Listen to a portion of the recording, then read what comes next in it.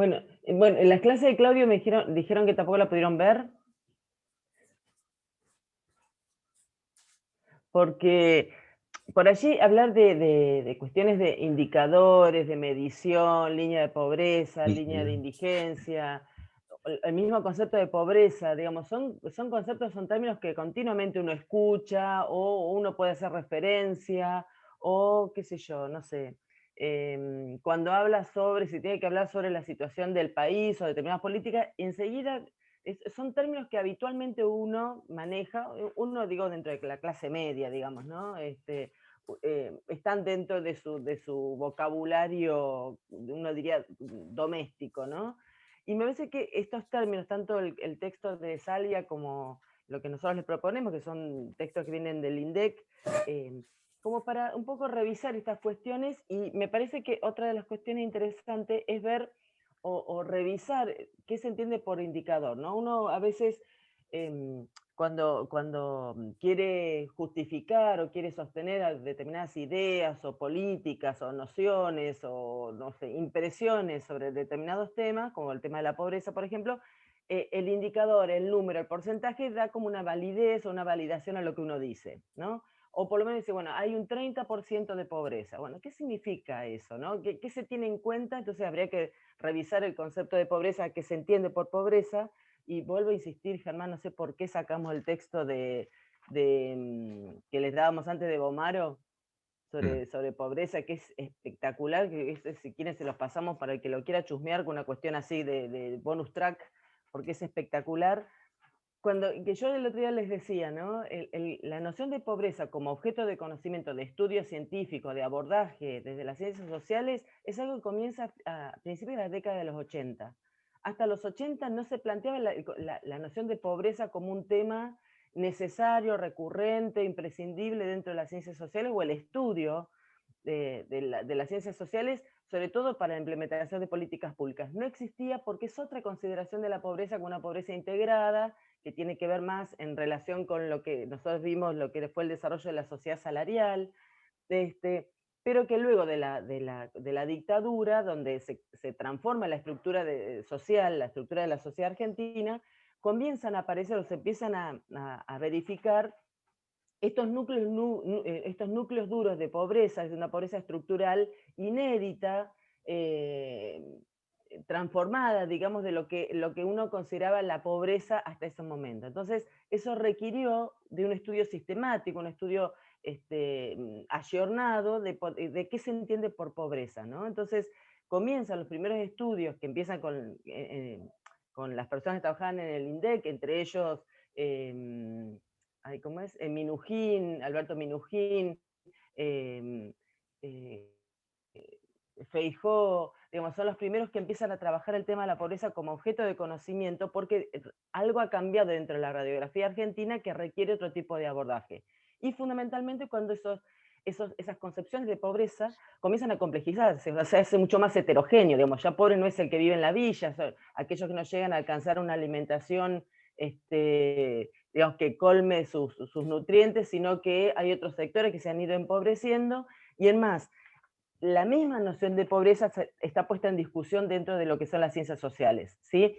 Porque hablar de pobre o de pobreza tiene que ver con una categoría fija, consolidada, que pareciera como que una categoría inamovible. Entonces, por eso en ciencias sociales hablamos más de empobrecimiento, que tiene que ver más con un proceso, con algo que se adquiere en un proceso vital, y en eso es interesante el texto de Castell, ¿no? Esos procesos donde uno se va constituyendo dentro de esa condición de empobrecimiento, que hace, digamos, da cuenta de un proceso mucho más dinámico, ¿sí? Que obviamente, si uno lo mira desde lo real, es muy probable que una persona que nace en condiciones de marginalidad, una villa miseria, sea pobre, digamos, ¿no? Uno no es que uno se descubre pobre porque sí, pero es todo un proceso de internalización, de construcción, digamos, de un hábitus que lleva a esa condición del pobre. Entonces, digamos, estas cuestiones que nosotros como cientistas sociales, futuros historiadores, de abogados, digamos, dentro de las ciencias sociales en las que nosotros nos formamos, es interesante poner en discusión estas categorías que es un poco lo que decía Bourdieu, o sea, que si se acuerdan, recuperamos a Bourdieu en la clase teórica, son conceptos que construye el investigador que le permiten abordar o estudiar lo social, ¿sí? Son en tanto construcciones este, armadas, construidas por los científicos, son recortadas, digamos, están atravesadas por sentimientos, sensaciones, imágenes, representaciones, que uno tiene que tenerlo en cuenta a la hora a partir de ahí construir conocimiento. Eso uno no lo tiene que perder de vista, ¿sí? Porque si no tenemos esta idea positivista de que el conocimiento está ahí afuera, lo único que uno hace es tener que identificarlo y tomarlo y ya está. No, es una construcción histórica, está atravesada por situaciones, por condiciones históricas, sociales, ideológicas, etcétera, etcétera, que llevan entonces a revisar que también desde el propio concepto de indicador es una construcción. Y en tanto construcción tiene todas las falencias de cualquier tipo de elaboración subjetiva, digamos, que tiene que ver con el propio perfil del investigador, ¿no? Los intereses del investigador. Hace unos años cuando cursábamos, ¿te acordás? La vez pasada, creo que con Zaira le comentábamos de este profesor que nos dio el curso de estructura social argentina, ¿te acordás, Ger? Raus. Raus, Raus, que estábamos todas enamoradas de él, Admirada por por ese era las el chicas. comentario poco serio, Sí. exactamente, estábamos todas embobadas. Él decía, ningún gobierno le gusta dar las cifras reales de la pobreza que tiene en su haber, digamos, ninguno. O sea, digamos, ya sabemos que ya hay un primer tamiz, digamos, en el cual las cifras sabemos que no son reales, porque aparte ninguno se toma el trabajo de ir a contar uno por uno, vos sos por uno, dos, tres, cuatro, o sea, es imposible hacerlo y tampoco es bueno, digamos, sentirte un número que te están contando con los dedos. Entonces, a partir de eso, diga, ya hay un sesgo en la información y en la forma de abordaje. Entonces, yo digo, estas cosas tenerlas en cuenta porque, digamos, de alguna forma luego se transmite en las definiciones, en las conclusiones, en las reflexiones y en las políticas que uno después genera a partir de ese tipo de mirada y de recorte que uno va haciendo.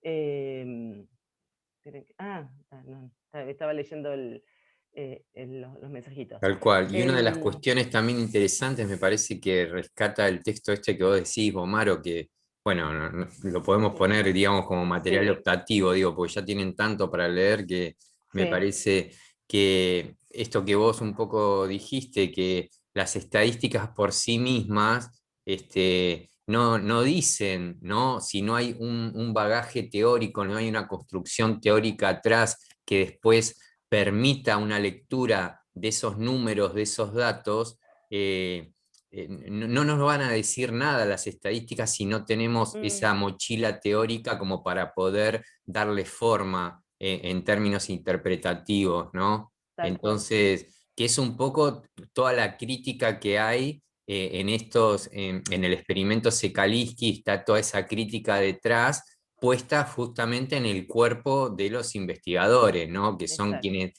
quienes ponen el cuerpo en este caso frente a una construcción normativa teórica como es la canasta básica. Ujú, tal cual. Y no solamente lo que son los recursos teóricos, sino los metodológicos. Las Claro, metodologías que se construyen para abordar, para mirar, para recortar, también son construcciones sesgadas, digamos, que están en función de los intereses, de presupuestos que se construyen a priori, ¿no? Que a veces con la metodología lo que uno hace es justificar, ¿sí? O validar lo que uno ya a priori había preestablecido. Entonces, siempre digo, los indicadores indican, no son absolutos, ¿sí? Te dan una idea, una noción, un disparador, un punto de partida, ¿no? Que luego, digamos, uno tiene que seguir validando desde otro lugar. Por eso nosotros los cientistas sociales no solamente lo cuanti nos da ciertos aportes, digamos, para estudiar, pero también lo quali, esto de lo que hicieron estos científicos, poner el cuerpo, ¿no? Continuamente estar revisando, reconfigurando lo que ellos van investigando, lo que van sintiendo, dan cuenta de algo más aproximado a lo que uno quiere lograr, pero sabiendo que esto es totalmente lábil, digamos, uno no puede dar una certeza absoluta o cerrar.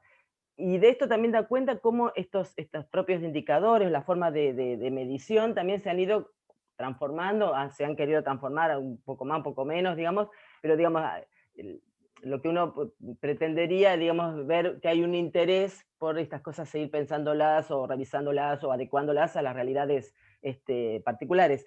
Hay una cuestión que yo, mirando los textos, que me parece, yo decía, esto es interesante, esperen que lo encuentre, cuando habla sobre la encuesta de gastos de hogares, que compara el de 1985, de 1996 y 2004, 1985, ya pleno, digamos, gobierno radical, post dictadura, con crisis de la deuda externa, con índices de desocupación que van aumentando, con la hiperinflación, etcétera, etcétera. El 96, el punto de inflexión donde se dispara la desocupación, la flexibilización laboral, la pobreza, etcétera. Y 2004, posterior después a la crisis del 2001, cuando se empiezan a recomponer algunos indicadores, dice que muestra un importante cambio en los hábitos de consumo de la población de referencia. Los hábitos de consumo en función de los momentos críticos, o sea, no es casual eso, a mí, esto es mirada de historiador, ¿no es cierto, Guille? Estas cosas que uno infiere, digamos, 1985, 96, 2004, ¿sí? Son fechas paradigmáticas que uno puede hacer como un análisis un poco más amplio si tiene en cuenta los procesos históricos, sociales y económicos que fue pasando en nuestra sociedad, que uno puede dar cuenta de por qué hay cambios en los hábitos de consumo. Estamos hablando de crisis económica, de profundización de políticas de ajuste, de aumento de la desocupación, por ende menos ingresos para poder acceder a una alimentación saludable, digamos. Entonces, estas cifras nos pueden dar letra para poder hacer análisis un poco más amplios, ¿sí? Que me parece que son interesantes y son importantes a la hora de nosotros de estudiar o de trabajar o de abordar cuestiones sociales. La idea apunta a eso, digamos, en este práctico. Nosotros venimos hablando sobre cómo se conforma la estructura de la sociedad argentina, qué pasó fundamentalmente en el mercado laboral, porque el nivel de ingresos es lo que lleva, digamos, lo que uno tiene como referencia para ver la canasta básica, la línea de indigencia, la línea de pobreza, digamos. Por eso, digamos, uno analiza esas cuestiones que son importantes para entender un poco la radiografía de lo que pasa en nuestra sociedad actualmente, ¿no? Y la necesidad de seguir como configurando y revisando esos indicadores porque las sociedades van transformándose, porque hay que ver, digamos, en las transformaciones también políticas, cómo inciden en la sociedad y en la vida cotidiana. En la vida cotidiana es que es lo que ponemos en la mesa para comer todos los días, digamos, digamos más íntimo y más cercano a la realidad de cada uno, imposible, digamos, ¿no? Que es lo que uno come todos los días, ¿sí? O con lo que uno puede contar todos los días. Entonces, digamos, este es un poco el sentido de este práctico, ¿no? Poner en cuestión estas cuestiones que uno da como ABC, como cuestiones básicas para poder entender un poco lo que pasa en nuestra sociedad, pero poniendo en discusión los instrumentos y las herramientas que utilizamos para poder hacer esa mirada, ¿no? Que siempre son miradas sesgadas y que están totalmente atravesadas por los intereses de quienes lo ejecutan, de quienes los promueven, de quienes después a partir de eso hacen políticas públicas, y cómo eso afecta a la población, a la persona común y corriente, digamos, ¿no? Entonces me parece que a eso apuntaba un poco este práctico.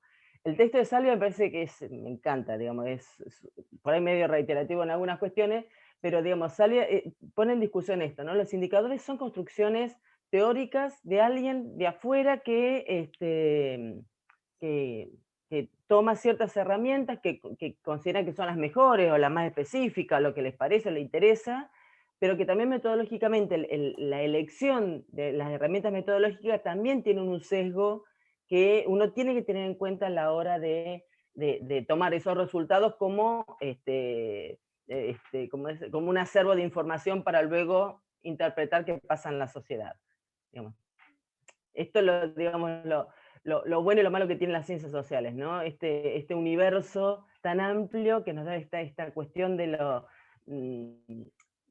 indescifrable, ¿no? De aquello que no se puede abordar totalmente, es maravilloso porque uno se encuentra con algo que nunca termina de conocer y de ahondar, pero también eso es trágico, porque uno nunca termina de conocer y ahondar, entonces digamos, esa doble cuestión de lectura que hace uno de la realidad, sobre todo los que trabajamos en ciencias sociales, ¿no? Que supongo que en el derecho pasa lo mismo, ¿no? Cómo se construyen las leyes, las normativas, qué sé yo, en función de una sociedad que uno percibe, conoce, nombra, en función de sus propios intereses, digamos, ¿no? Entonces, también me parece que es interesante. Bueno, no sé, Ger, si vos querés comentar cómo se arman esas cifras espantosas que te las dejo le dejo al licenciado en administración, No, de las no me lógicas llames de cómo así. Me siento más cerca de la perdón. sociología que... Nosotros lo tenemos totalmente adoptado. Esto es No, no, para pero hacerte bueno, enojar nada más. no reniego de mi pasado, de mi formación. Creo que, bueno, es parte de mía, ¿no? Haber pasado también por esa formación, por esa experiencia de vida, también un poco me hace elegir el camino que elegí, que es el camino de la sociología, una ciencia mucho más crítica, por supuesto, que lo que puede ser las ciencias de la administración y demás. Pero Pero bueno, nosotros nos más, viene bárbaro. Nosotros nos viene bárbaro, pues, como nuestros amigos economistas, dice claro, que son economistas críticos y nos dan una mano en un montón de cosas espectacular. seguro. Y bueno, respecto de la canasta se pueden decir un montón de cosas. Si vamos por ahí a lo que es la composición cualitativa de la canasta, que está súper criticada y que nosotros hacemos mención en la clase grabada que tienen, es una canasta que desde el punto de vista cualitativo y nutricional está compuesta por muchísimos hidratos de carbono, muchísimas harinas, muchísimas azúcares, con todas, digamos, las repercusiones en la salud que eso tiene, que ya está, digamos, probado desde el punto de vista nutricional y médico.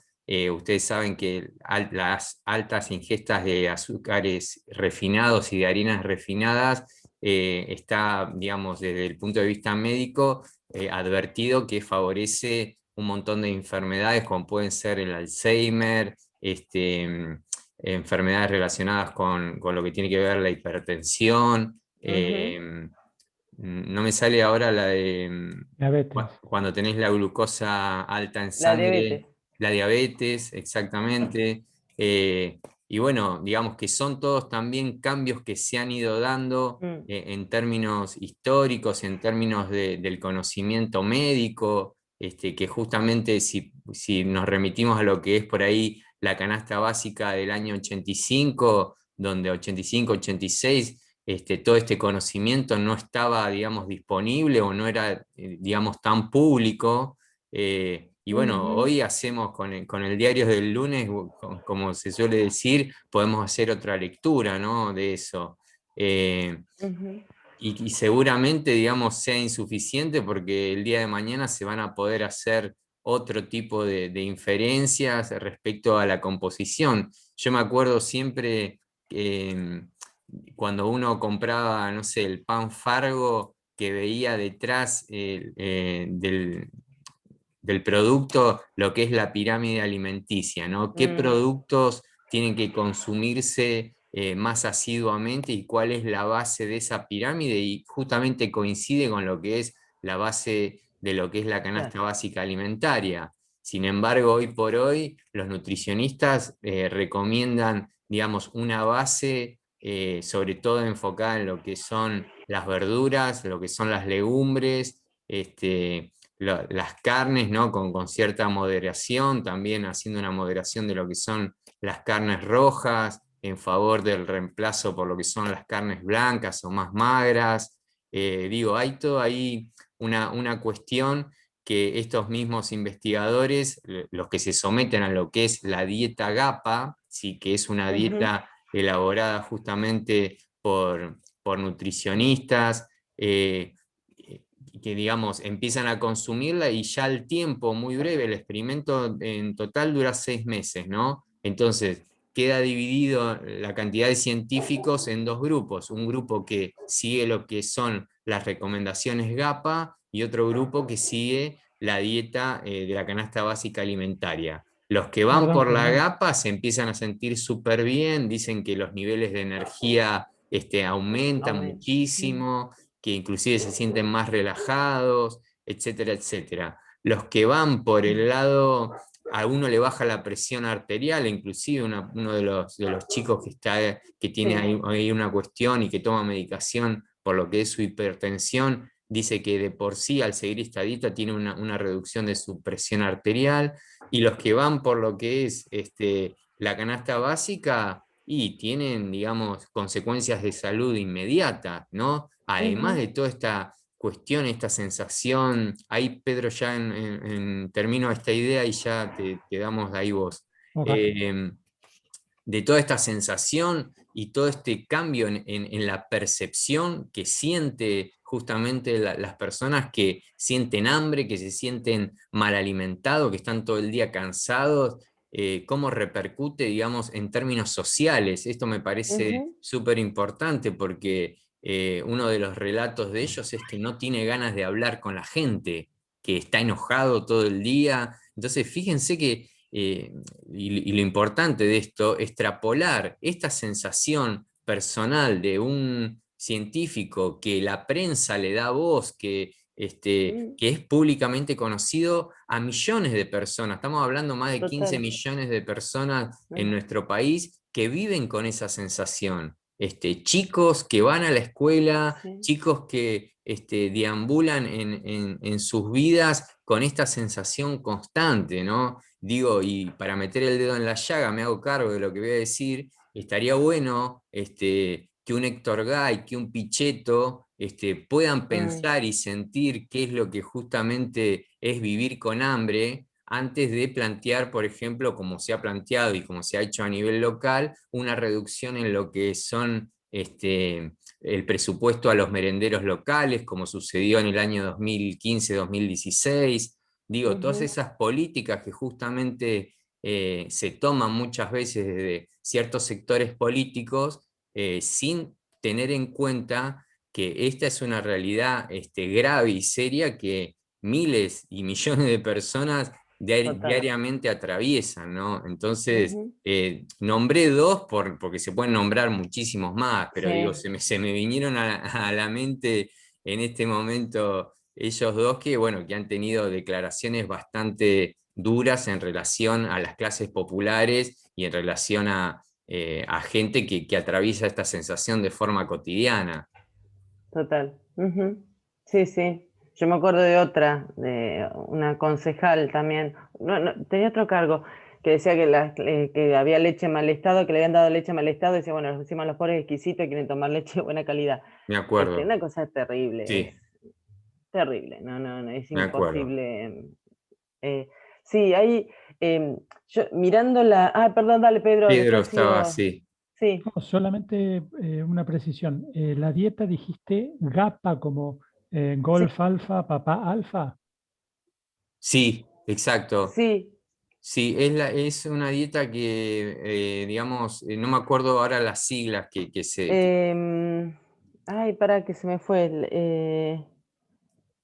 Que está, está hecha por el Ministerio de Salud. A ver si lo tengo acá. La había bajado. Oh, sí, ahora digamos, no me acuerdo. sí, es una serie de nutricionistas, es una asociación de nutricionistas que justamente elabora una dieta, que es una dieta que actualmente, Ay, si ¿cómo? uno va a un nutricionista, ¿no? Ya sea para, no sé, por una cuestión de salud, para bajar de peso, o para encontrar, digamos, el peso más acorde a su estatura, a esa contextura, te recomiendan, ¿no? Y que es una Sí, dieta que se aleja bastante de la concepción de lo que es la pirámide alimenticia que propone la canasta básica alimentaria. Eh, Ok, gracias. sí. sí, Ay, sí. Ahora no me acuerdo lo que significan las cifras. sí, yo justo no tengo el apunte acá, me quedó allá, pero está ahí Sí, explicado. está, Sí, pero sí, sí. se me fue. Se me fue el. Bueno, después me fijo. Sí, y una de las cuestiones respecto a esto, vieron que cómo se compone la canasta básica alimentaria de acuerdo a cada región, que me parece que es una de las modificaciones más interesantes que en el 2016 se realiza, porque no es lo mismo lo que consume alguien que vive en Formosa, que vive en Gran Buenos Aires, que vive en Chubut, digamos. Entonces, poder pensar, aunque dice, bueno, mucho efecto no tiene, no sé, no se le da, no sé cuánta brilla se le da, es interesante tenerlo en cuenta por la forma, las necesidades energéticas o nutricionales o las cuestiones de la cultura, digamos, de las tradiciones, no es lo mismo en un lugar que en otro, y eso se tiene que tener en cuenta. Y una de las cuestiones cuando en el texto, el documento que ustedes tienen, de la composición de la canasta básica de cada región, a mí hay cosas que me llamaban la atención, como por ejemplo, divide el producto con Gran Buenos Aires, Pampeana, Noroeste, Noreste, Cuyo y Patagonia. Por ejemplo, ay, a ver, no lo marqué. Por ejemplo, hueso con carne, o sea, paleta no come en ningún lado, solamente Gran Buenos Aires. Hueso con carne, los que más consumen, qué sé yo, en Gran Buenos Aires es de 390 gramos a 1050 en el noroeste. O sea, digo, piensen en la composición de lo que se consume por el tipo de cosas. Y por ejemplo, pechito de cerdo más que nada en Patagonia, me da mucha gracia. Pero por ejemplo, a ver, otra cosa, ay, ¿dónde está el dulce de leche, por ejemplo, se consume más en Gran Buenos Aires que en el resto de las regiones. Y había otro que era el dulce La común. yerba también. Bueno, la yerba también, Sí. se nota de acuerdo al lugar. Y por ejemplo, la mermelada en el Gran Buenos Aires se consume 110 y en el noroeste 70 o en el noreste 30. Digamos, tiene que ver también las posibilidades, no sé, de consumo, de acceso, de interés. Y una de las cosas que me llamó, por ejemplo, la atención, el tema de la gaseosa, que en Gran Buenos Aires de 750 mililitros, no sé a 1500 en el noroeste, el doble. O sea, ¿por qué se consume más gaseosa ahí? Que uno dice, bueno, tiene menos recursos. ¿Por qué? Bueno, hay que ver el tema de la gaseosa, bueno, debe ser un gusto que uno se puede dar, pero además tiene que ver cómo también llena, cómo también se puede acceder, puede ser mucho más barato comprar eso que comprar una golosina, una galletita, digamos. Eso también como para tenerlo en cuenta a la hora de, digamos, de mirar cómo se conforman las canastas básicas y a dónde apuntan los gastos de cada familia y de cada región. Pero hay cosas que son re interesantes para mirar. ¿Qué decís, Guille? Se toma más Fernet. No, el Fernet no está, Sí. pero sí está el vino, la cerveza. 1 litro por mes te dejan de Sí. bebidas alcohólicas.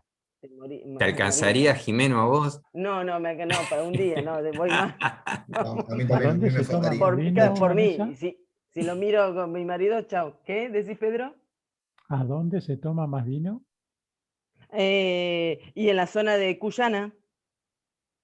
En la Sí, zona de Cuyo, Sí, sí. 1020, y si lo comparamos con Gran Buenos Aires, 570, casi el doble. sí, igualmente, Pedro, está muy buena la pregunta que haces, porque, digamos, en relación a lo que vos decís, ¿no? ¿A dónde se toma más vino? Recordemos que esto es una cuestión normativa de la canasta, no Sí, indica sí. justamente dónde se toma más vino, dónde se come más carne, simplemente lo que establece es un parámetro de acuerdo a la región, y ese parámetro se infiere a través de lo que es la encuesta nacional de gastos y de consumo.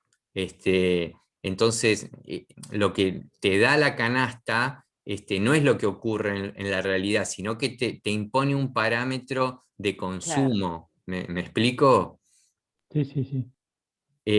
Hay dentro del ámbito de las ciencias sociales, es muy interesante lo que se puede inferir a partir de lo que son los consumos alimenticios.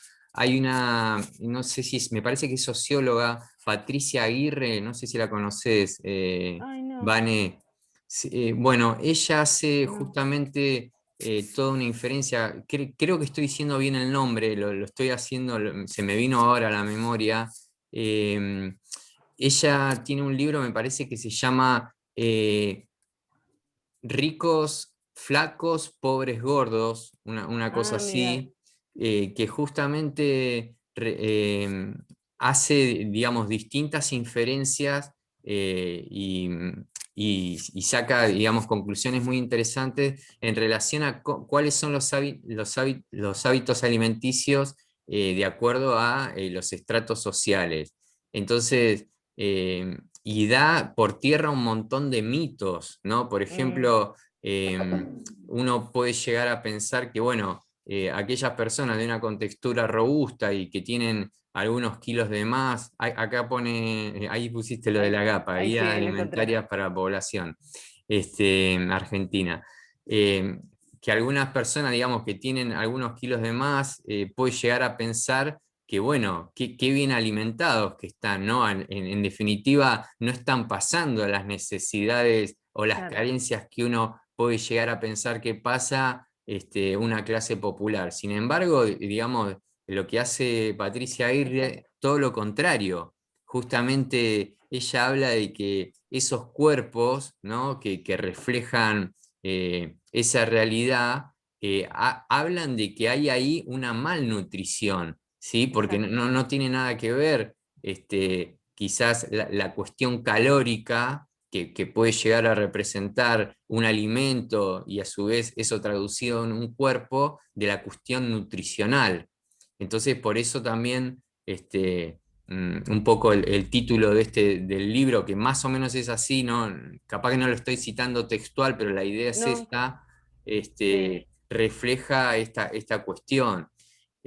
A mí particularmente es un tema que me súper interesa, ¿no? La cuestión alimentaria, y me parece que, que dentro del ámbito de las ciencias sociales nos puede llegar a decir muchísimas cosas, ¿no? Mm, sí.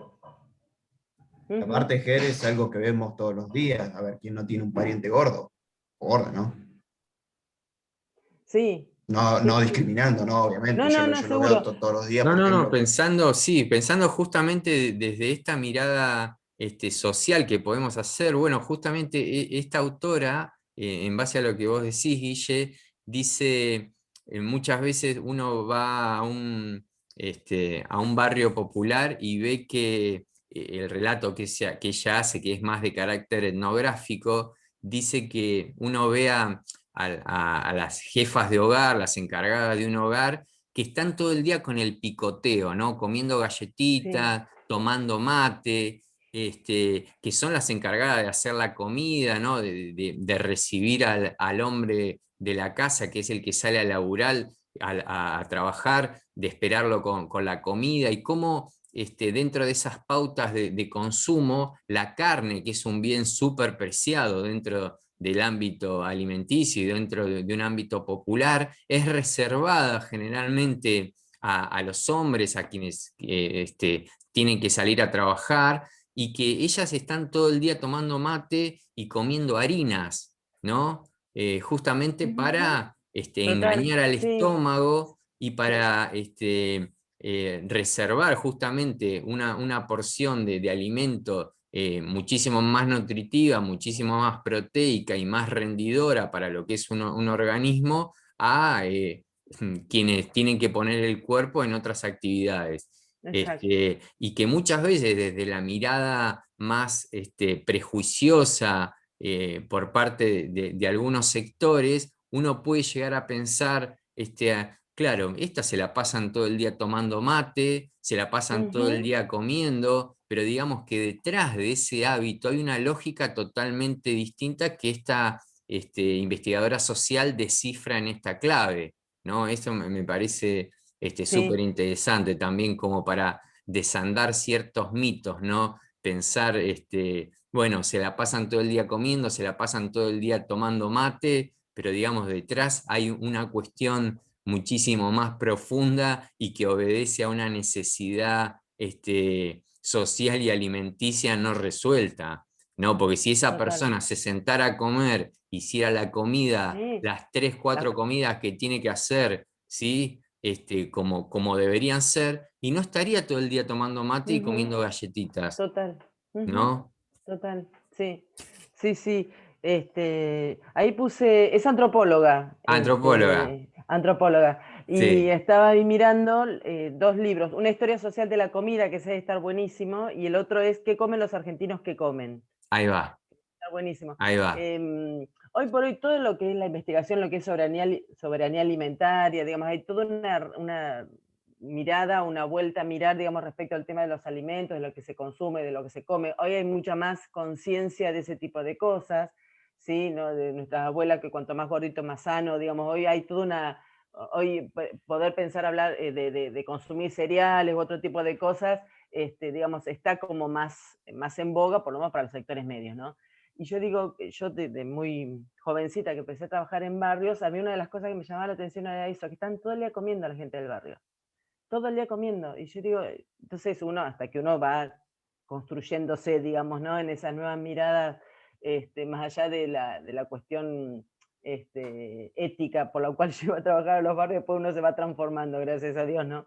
Decía, entonces, ¿por qué tienen hambre? ¿No? Están todo el tiempo comiendo, picoteando, esto que decía Ger, ¿no? Hasta que uno después entra en esa lógica de cómo superviven, ¿no? Y cómo generan este tipo de estrategias de sobrevivencia a partir de este tipo de prácticas, ¿no? Que después las transmiten a sus propios hijos, ¿no? E hijas. Es terrible, digamos. Sí, se contagia el hambre, por así decirlo. Sí, sí, sí. Sí, y cómo también se aprenden estas estrategias para sobrevivir, ¿no? Entonces, ¿qué deja para la noche? Si tomar el té caliente a la noche para engañar el estómago, ponerle más azúcar, digamos, cómo uno también va como organizando, digamos, desde lo que no se tiene o de lo poco que se tiene para cumplir, digamos, para poder sobreviviendo. Es terrible.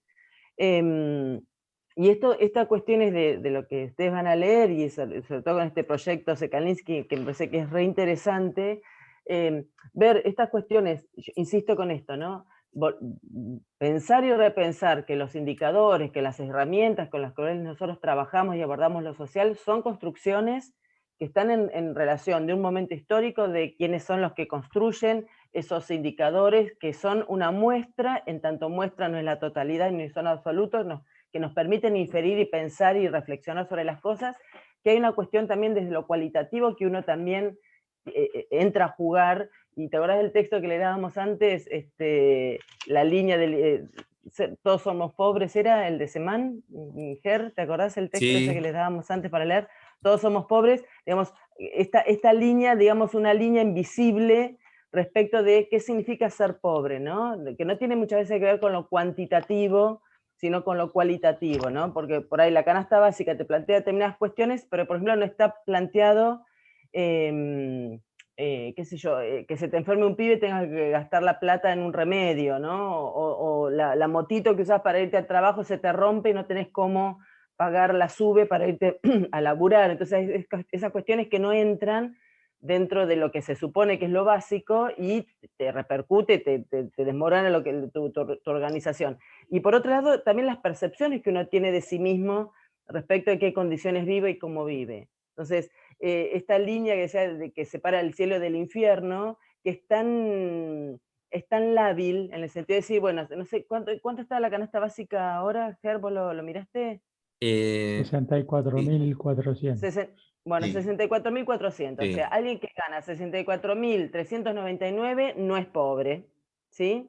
Y aquel que gana 64.401 ya deja de ser pobre. Entonces decís, a ver, esa línea fina, ¿sí? Y donde también hay que tener en cuenta si tenés chicos chiquitos que comen de una determinada manera, o si tenés adultos mayores, que si tenés gente joven, digamos, esas cosas también te repercuten en la hora también de planificar la alimentación, la comida, no sé, las compras en el supermercado, digo, esas cosas que no entran dentro, digamos, de lo cuantitativo, del número cerrado, que un poco es el texto es una nota de Semán que trabaja sobre estas cuestiones de lo del análisis más cualitativo del tema de la pobreza. Y me acuerdo, pasa claro, si le damos todas las cosas que tenemos ganas de darles, por ahí no van a terminar más. No tengo el texto de Semán, Igual, acá. mira, estaba viendo, porque yo me la bajé, la que es la canasta básica, Dale. nosotros acá en el práctico estamos trabajando con lo que es abril de 2020, ¿sí? Para lo que es mayo de 2021, que es el último dato que yo acá veo en el INDEC, la canasta es de 8.875, la canasta básica alimentaria, ¿sí? Sí, la base Después, indigente. claro, esto lo que va a variar es de acuerdo a la cantidad de integrantes que tenga cada hogar. ¿Sí? Por ejemplo, para un hogar de 5 integrantes, acá se calcula que siempre pensando bueno, en determinado, en un prototipo o un estereotipo de hogar, ¿no? Con 5 integrantes estamos hablando de 28.843 pesos. Y después, si eso lo trasladamos a una canasta básica total, es decir, donde agrega todo el componente que está nombrando Vane, todo lo que sería el mantenimiento del hogar, lo que vos necesitas para transportarte, los artículos de limpieza que tenés que comprar para mantener tu casa limpia, bueno, La todo cosa de lo la que no... escuela de los chicos, sí. Exacto. Se eleva para un hogar de 5 integrantes, estamos hablando, a 67.782 pesos. ¿Sí? Entonces, fíjense qué exiguo, ¿no? Porque uno, digamos, Sí, si más o menos maneja lo que es los números de una economía de un hogar, sabe que con 70.000 pesos para 5 personas, es un poco más de 12.000 pesos por persona que uno dispone por mes, ¿no? Es realmente es muy poco. es muy poco. Eh, entonces, bueno, digo, nosotros ahí en el práctico nos quedamos con los datos de 2020, por eso Clau los invitaba en la última clase a que ustedes se metan en la página del INDEC, chequeen, vean cómo está construida. Inclusive INDEC lo que hace es una comparación de la canasta mes a mes, año a año, y aproximadamente, si nosotros comparamos los datos de 2020, abril de 2020, con abril de 2021, existe en la canasta básica total y en la canasta básica alimentaria un promedio de un incremento de un 50% en esos valores, ¿sí? Claro. Que se condice más o menos con lo que es el índice de inflación anual que proyecta el INDEC también. Más o menos, ¿no? Estamos haciendo Ujú. números gruesos, pero digo que tiene, ¿no? Un sentido el aumento de lo que es de un año a otro. Mm. Sí, sí, por allí estas cuestiones para seguir pensando, para seguir reflexionando, para seguir teniendo herramientas. Esto que nosotros siempre decimos, ninguno de los tres, ni Ger, ni Clau, ni yo somos sociólogos, ni tampoco pretendemos que ustedes lo sean, pero sí como la sociología puede darles herramientas para ampliar la mirada de lo social, de la profesión que cada uno de ustedes después va a desarrollar, para también salir de ese sentido común de los prejuicios, ¿sí? De lo que veníamos hablando en la unidad 1, y que podamos tener una mirada un poco más amplia, de interpelar un poco esta realidad con más herramientas, digamos. Después uno se posiciona como quiere y ese es el juego, digamos, ¿no?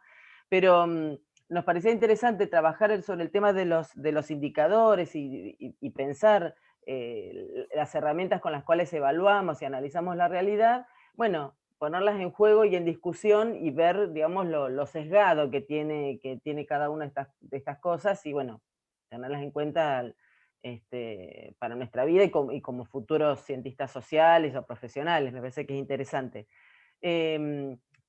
Y sobre todo en función de, bueno, insisto, de los prejuicios que a veces uno construye o asume o internaliza, y de las propias percepciones, digamos, ¿no? Si uno se desloma trabajando, ¿no? Uno se rompe, nadie le regala nada, y estos que viven de planes, y bueno, entonces un poco afinar un poco la mirada, ampliar un poco ese tipo de análisis, porque estamos en una materia, pues están estudiando, se están formando, y uno trata de dar herramientas que por lo menos interpelen o problematicen las cosas que uno piensa, estudia, etcétera, etcétera. Así que un poco esta era la idea del práctico, qué sé yo, y cuando descubrimos este proyecto Sekalinski nos pareció re interesante para trabajar porque, bueno, trabaja estas cuestiones desde lo cuanti, desde lo cualitativo, desde la interpretación y de la propia experiencia de vida. Me parece que es interesante como aporte.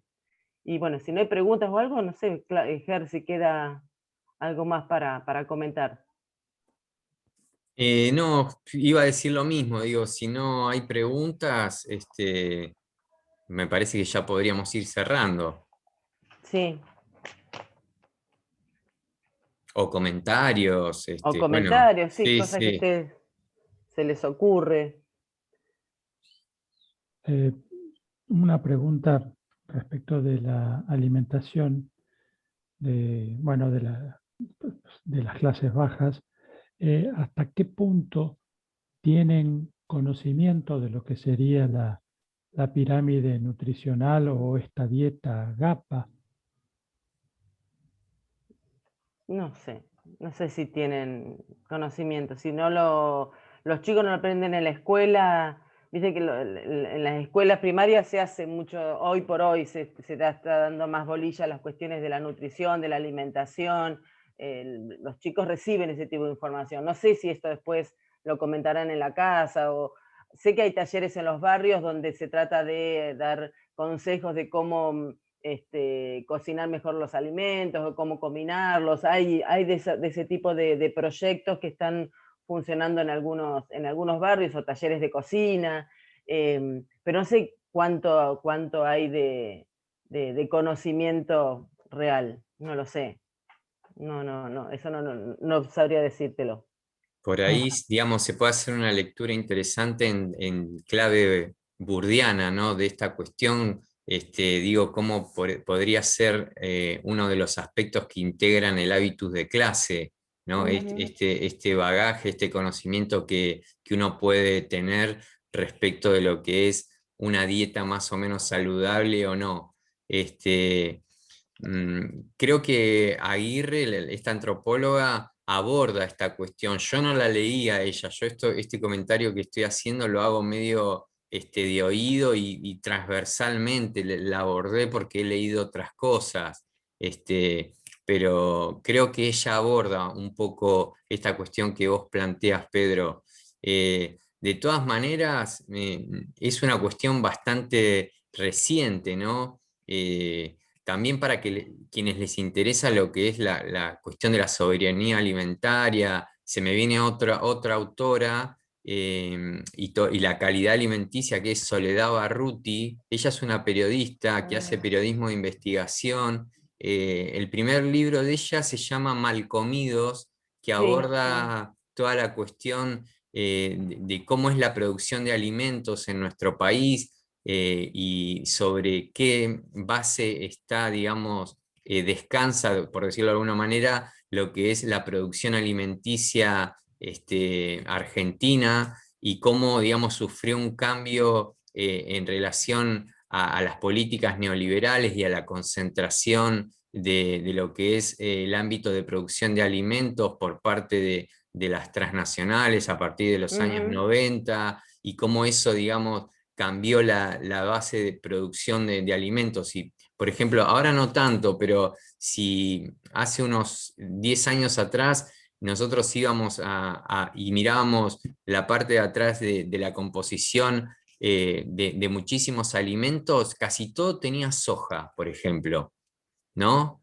Y ahí, digamos, hay todo un correlato con lo que es el boom de la soja Claro. en nuestro país y cómo al ser, digamos, una proteína vegetal barata, ¿no? De producir, le metían soja a todo y se vendió la Claro. soja como algo fantástico para la salud. Inclusive hubo planes en los merenderos en las políticas, digamos, estas de los merenderos por parte de ciertos gobiernos provinciales y nacionales, de introducir todo lo que es el poroto de soja. Bueno, Mm, después se vuelve atrás, ¿no? Se saca porque se empiezan a corroborar de que hay mucho mito en la cuestión de la proteína que puede llegar a aportar la soja. Bueno, ya les digo, yo lo leí hace bastante, el de Malcomidos, no lo tengo muy fresco, pero digo, aborda también un poco esta cuestión, ¿no? De esto que planteás vos, Pedro, de este interrogante que planteás,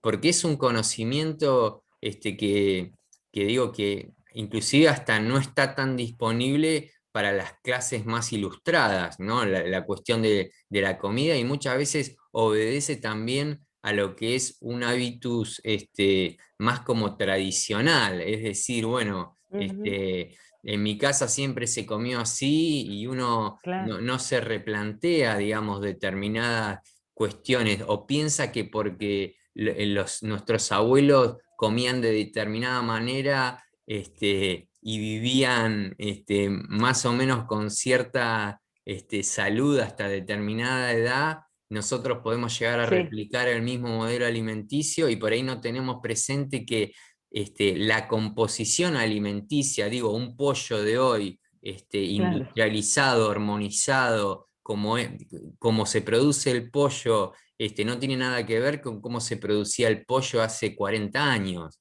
No, no, el Entonces, gallinero que tenían nuestras abuelas. Sí. exacto, ¿no? Mm, Entonces digo, hay ahí un montón de bemoles y de cuestiones mm. detrás de la alimentación que son bastante complejas y difíciles de resumir en pocas palabras y en un abordaje así tan abuelo de pájaro como estamos haciendo ahora, pero que digo que puede llegar a contestar y a plantear algunas respuestas en relación a la pregunta que vos hacés, Pedro. Ok. Mm. Y una cortita. Aguirre, la antropóloga, eh, ¿hace alguna correlación entre alimentación y sedentarismo o actividad física? No sabría decirte, porque yo ya te No, no digo, sé. yo no la leí a ella directamente, lo que te estoy diciendo es medio transversal, porque y conozco que ella estudia ese tema y bueno, conozco algunas cosas, pero no sabría decirte si lo hace. Ok, gracias. Pero sí, por ejemplo, lo que sí rescatan en muchos casos es cómo se ha transformado el estilo de vida, digamos, ¿no? Que somos, que el sedentarismo, o sea, la obesidad también tiene que ver con estar mucho más sedentario, de trabajar, estar mucho más con las redes sociales, de hacer menos actividad física. Eso sí es un dato, un indicador que tienen en cuenta. Y las formas de, qué sé yo, de cómo se han globalizado las formas de consumo de la comida chatarra, comida rápida, comida que hay poco tiempo para hacer comida casera, eso sí como impacta en la vida de las personas y el tipo, ¿sí? De esto de cada vez moverse menos. Eso sí lo tienen en cuenta, pero no sé si ella lo desarrolla, no Ok, lo ok, sé. gracias. Pero bueno, queda ahí pendiente como para leer, digamos, para seguir leyendo. Que es algo que podemos poner para el año que viene, Ger. Sí, Incorporar algún texto de eso. Estaría bueno. sí. Así que bien. Che, no sé si no hay otra cuestión, otra pregunta, reflexión. Hoy nos preguntamos más qué comemos, cómo comemos, pero yo digo, también y un poco, no sé, Ian, si vos también planteabas esto, ¿no? Yo, lo que conozco de trabajo barrial, yo hace mucho no trabajo en barrios, digamos, pero mi experiencia de trabajo en los barrios. Hoy por hoy no lo sé, pero yo sé que estas cuestiones de lo que pensamos, lo que comemos, cómo, qué sé yo, qué sé cuánto, tiene que ver más con razonamiento. Gracias, Juli, me trae el mate Qué porque sabe que genia, qué es una genia, asistencia que Julieta. tenés. Es una asistencia, sí, mi mano derecha. Es más fácil que me divorcie de mi marido que de Julieta. Eso siempre lo digo. Aprovecho que Rodrigo no me está escuchando. Creo que no me está escuchando. Encima cumple los años el mismo día que mi hija, Juli. Son cuestiones de clase media, ¿no? Esta cuestión de las dietéticas, esta cuestiones de lo sano, tiene que ver más con otro tipo de recorrido, digamos, ¿sí? Yo como el arroz integral, pero después me clavo un asado, sin ningún tipo de problema ético, al Seguro. contrario, sin ningún problema, pero ni hablar. Esto, yo iba a decir esto también, uno desde el sentido común ve que, por ejemplo, en la ciudad florecen las Sí, dietéticas sí, como hongos, ¿no? sí. Evidentemente creo que ahí hay algo, ¿no? Ujú. Inclusive algunas cadenas de supermercados y de hipermercados han abierto e incluyen lo que es los alimentos y los productos que uno no encontraba antes en un supermercado, Ujú. como pueden ser, no sé, distintas harinas, harinas Tal integrales, cual. productos sin TAC y demás, una línea, digamos, más acorde a lo que sería una alimentación sana, que si uno va por ahí al almacén de barrio y Mm, que, no sé, busca, qué sé yo, algas nori o algas para claro, hacer sushi y no vas a encontrar, ¿no? no, Porque digamos, me parece que eso obedece a un consumo que no tiene que ver tanto con las clases populares. Pero ya tal te digo, cual. lo estoy diciendo desde el sentido común de lo que Total. uno Sí, sí, ve. sí. Después, bueno, para hacer algo de índole científico hay que hacer otro tipo de estudio y de De abordaje. estudio. No, y ahora respecto a lo que decía Pedro, y le preguntaba, por ejemplo, en las escuelas y en muchas escuelas públicas lo que se ha generado son estos buffets o estos kioscos saludables, que algunos tienen más trayectoria que otros, entonces no poner tantas harinas y poner, qué sé yo, sí por ahí alfajores, pero poner más sanguchitos, o poner más ensalada, o poner frutas, que eso en varias escuelas, bueno, en privadas están, y en escuelas públicas, yo mis sobrinos que van a la escuela, allá la de Patagonia, escuela primaria, ellos tienen como hay como un cambio, no tanta gaseosa, sino más agua o agua saborizada. Hay un cambio también dentro de bueno, del consumo que hay en las escuelas. Ahora me estaba acordando de eso, cuando preguntaba, no sé si era Pedro, que preguntaba si las familias pobres reciben esta información. Yo sé que algo de esto hay, ¿sí? Que se intenta por eso, por ejemplo, cambiar. O venden empanadas, digamos, cosas que sean mucho mejor que comer otra porquería, como decimos nosotros, de las Sí. golosinas. Mientras que en el ámbito local, por ejemplo, ganó la licitación para los kiosquitos estos de alimentos McDonald's, por ejemplo. ¿Qué kiosquitos? Y el proyecto de los Ah, kiosquitos no lo vi. barcos, sí, ahora salió hace poquito, no Ah, sé si lo vieron. no lo vi. Claro, en el ámbito local, bueno, abren la licitación para estos puestitos de comidas y estos kiosquitos que van a dispender comidas. Hay 4 o 5 en distintos puntos de la ciudad. Y bueno, y 3 de ellos los gana McDonald's, digamos, ¿no? Ah, Entonces fíjense claro, cómo atrasamos en cierto sentido. claro, Pero bueno, claro, otro palo os tiré. claro, tal cual. Sí, sí, sí, sí, sí, tal cual. Ahí nos metemos en las cuestiones económicas, de poderes reales que no entraban en, bueno, que no, en lo que recién charlábamos. Pero mira, no, eso no sabía. Sí. La ley semilla argentina impide el autosustento. Em, Ian, ¿podés ampliar un poquito eso? La ley de semillas argentina. Sí, pues la ley de semilla argentina estipula que vos sí o sí tenés que comprarle a determinados semilleros. Ah, El problema con esos semilleros y con la mayoría de las semillas ahora es que, por ejemplo, o sea, el fruto no da semillas viables. O claro, sea, vos, por ejemplo, qué sé yo, conozco varios casos acá en la zona de querer replantar, por ejemplo, soja, maíz o incluso trigo ha pasado, que no nace una planta viable.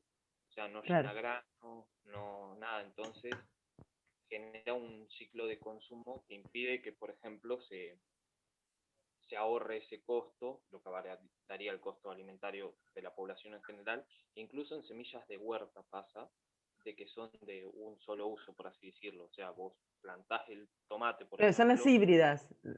sí, y lamentablemente ahora la mayoría de las cosas vienen así, entonces es como que no puede ser autosustentable, por así decirlo. Por Ah, ejemplo, tengo huerta, tengo pollos, etcétera. O sea, y es como sí o sí tienen que comprar la semilla. O claro. conseguir Y una semilla es, buena. vos decís que esa ley de semilla argentina lo que planteas eso, eh, digamos, plantea que hay a un grupo determinado para ir a comprar esas semillas. Sí, de hecho son los proveedores autorizados por el INTA. O sea, vos no Ah, podés me ir sabía chusmear, no lo tengo. ¿De qué año es la ley, Ian? Ahí a, mira, chusmear. principios de los 2000, finales de los 90, no me acuerdo. Ah, sí, sí. La vi en la escuela, soy técnico agropecuario. Ah, qué Ah, copa. Bueno, mira. entonces tenés mucho para decir, dale, Jan.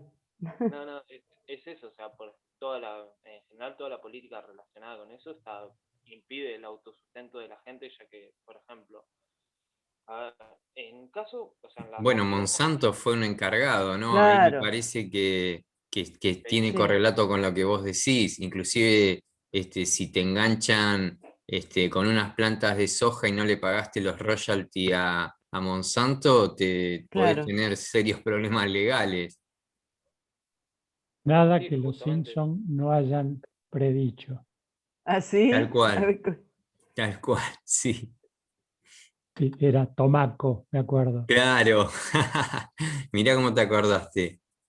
ay, yo no miro los Simpsons, Hoy yo perdón. soy fanático de los Simpsons. ¿Qué cosa? ah, yeah. Vale, estoy chusmeando después de la ley de semillas que me interesa. Sí, súper interesante. Sí, Los semilleros, o sea, habilitados, pueden entonces generar que la gente no pueda tener su propia semilla, algo que era una práctica claro, bastante...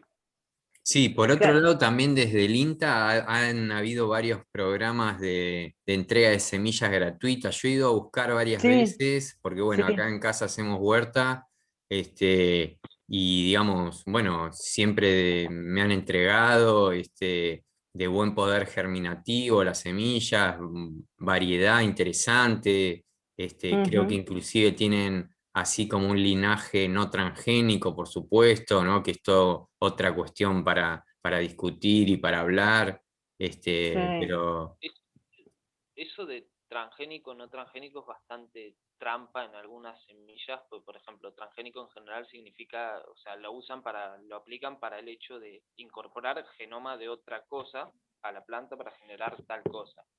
Entonces, si a una planta simplemente, por ejemplo, vos le inhabilitás un determinado gen que impida que regermine o X, vos no necesitas decir que es transgénica, ya que vos no hiciste una transferencia de genes de una planta a otra. Lo que hiciste es inhabilitar en la cadena genómica una parte que afecta a determinado hecho productivo. No sé si me Está. explico. Sí, sí, sí. Es algo que yo me tengo que poner a estudiar porque sí, realmente. sí, pero digo, bueno, más allá de lo que vos decís, la realidad es que hay estudios digamos, de universidades independientes, creo que del ámbito de universidades escandinavas y de esa zona, que ya han probado que la transgénesis implica altos riesgos para la salud. Es así que, por ejemplo, Francia y otros países que tienen así políticas bastante progresistas en ese sentido han prohibido la siembra de soja transgénica, maíz transgénico, entre otros, mientras que acá en Paraguay y Argentina, digamos, somos pioneros y que tenemos las puertas abiertas tanto para el trigo transgénico y todo el abanico de productos transgénicos, ¿no? Entonces, digo, Mm. no, estoy hablando sin ser un especialista, por supuesto, pero sé que hay una discusión interesante en el ámbito científico y muy reñida, pero digamos, por precaución, ciertos países han tomado medidas que, bueno, no son para soslayar. Sí, de hecho a la Unión Europea creo que vos no podés vender alimentos transgénicos. Exacto. Sí, Ujú. igualmente las políticas que también dañan la salud alimentaria que, digamos, no se revén mucho y son potencialmente bastante peligrosas. Como por ejemplo, ¿qué fue hace 2 años que se aprobó la ley de irradiación de alimentos? No la conozco. No, Eh, tampoco. es una reforma para habilitar la irradiación de alimentos, o sea, con material radioactivo vos matás todas las Ah, bacterias, entonces el alimento dura más. El problema es que, digamos, no hay muchos estudios sobre efectos adversos. En general, la ciencia en estos momentos, digamos, no se centra en los efectos a largo plazo, entonces como Mm. que es complicado, se aprueban las cosas sin valorar eso. Mirá, bueno, no sabía esto. no, tal cual. Pero bueno, ahí está la cuestión cómo lo político, los intereses particulares de personas, de grupos, de sectores económicos, políticos, atraviesan este tipo de, digamos, qué cosas se estudia, que desde qué lugar, digamos, se orienta una investigación. Por eso decimos, cuando nosotros construimos todas las herramientas teóricas y metodológicas que hay detrás, y esto no se ve, y esto que vos decís, Jan, algo que se sabe, el tema de las personas que sufren problemas de salud respecto de estar en lugares donde han estado utilizando estos recursos radiactivos, lo que sea, y eso se conoce, ¿sabe? Y no se hace nada. Bueno, hay que ver todas estas cuestiones los intereses que hay detrás de todo esto, por eso eh, la propuesta también del práctico es esto, digamos, de velar en el sentido de decir que no son palabras sagradas lo que dicen los indicadores o los estudios científicos, qué sé yo, sino tratar de revisar que hay otras cosas que se tejen, que se traman, digamos, y que uno entonces tiene que ser un poco más desconfiado a la hora de ver este tipo de trabajos para poder seguir visibilizando, actualizando, denunciando. Me parece que eso es lo interesante. Seguro. Y bueno, y hay un montón de campos que se nos escapa. Yo, todo lo que tenga que ver con alimentos, con cuestiones así transgénicas, no es un tema que a mí que yo estudie, digamos, ¿no? Pero bueno, está bueno Pero esa digo, mirada no hay que ir multidisciplinar. tan lejos quizás, no hay que solamente pensar en lo transgénico, sino si vamos a la calidad de verduras y de frutas que Sí, consumimos, sabemos que hay una diferencia abismal y eso ya está recontra hiper probado en el ámbito científico entre lo que es un producto agroecológico que no fue fumigado y ujú, envenenado en todo su es ciclo fumigado. de vida, y lo Ujú, que es un producto como tenemos nosotros en las góndolas de las verdulerías y los supermercados que no tienen ningún tipo de trazabilidad. Es decir, nosotros vamos a comprar un limón a la verdulería y no sabemos nada de ese limón, de esa berenjena, de sí, esa sí, banana. Es como que se vende todo por igual, ¿no? Entonces digo, ¿dónde está el derecho a la información? Yo quiero tal saber cual. si la banana que me voy a comer, cómo fue producida, si cuántas veces se la fumigó, si no se la fumigó, y que me den lugar a elegir. Digo, yo preferiría consumir productos que fueron cultivados y producidos bajo un sistema agroecológico, bajo un Ujú, sistema de no explotación a los campesinos, como en ujú, muchísimos países uno tiene acceso, ¿no?, a ese tipo de información, y que sea justamente el consumidor, ya que nos tratan de consumidores nada más, en este caso, que pueda elegir qué tipo de alimento meterse en el cuerpo, ¿no?, para decirlo en términos coloquiales. sí, sí, sí, totalmente. Sí, sí. Me pasa en todos los ámbitos, o sea, ocurre. Yo te Sí, escucho muy bajito, no sé si sí, se dijiste escucha algo bajo. de ámbitos, escuché, pero no te escuché más. No, que en todos los ámbitos está, o sea, generalizado eso de, digamos, tenés poca información de lo que es o de lo que ocurre, o hay mucha información que no es necesariamente ocultada, simplemente no divulgada. Ujú, O sea, qué sé yo soy o sea, me encanta leer de todo y en general tengo una cultura general relativamente amplia y mucho contacto con gente de todos los ámbitos, o sea, me gusta charlar con gente que sabe más. Y como es, por ejemplo, cuando estuve estudiando en Buenos Aires tenía muchos compañeros de farmacia y bueno, gracias a eso conocí un montón de profesores y es, por ejemplo, efectos no conocidos o sea, no conocidos por el público en general del ibuprofeno, el aumento estadístico de la cantidad de ACV, o sea, mientras vos más consumas ibuprofeno, sos más propenso a sufrir un ACV. Y sin embargo es un medicamento aprobado y no se ujú. divulga eso, como para que la gente tome otras medidas en lugar de simplemente tomarse un ibuprofeno, por ejemplo. O sea, no es que te va a agarrar sí o sí, pero sí aumenta la probabilidad de que te Sí, agarre. sí, la probabilidad. Ujú. Y vos Sí, tenés sí. una serie de cosas que se obvian por razones económicas. O sea, yo por eso en general suelo ser bastante escéptico de todo y trato de informarme por mí mismo antes que simplemente aceptar algo. Porque si lo acepto es Está muy como que bien. entrego de mano y pie a otro. Está bien. Sí, sí, sí. Esa es la idea de tener esta, esta vigilancia en la vida cotidiana y en las cosas que uno hace. Bueno, para eso es importante la formación y todo, ¿no? Si Así te que parece buenísimo. bien, voy pausando Dale, ya la para. grabación y nos quedamos charlando de alguna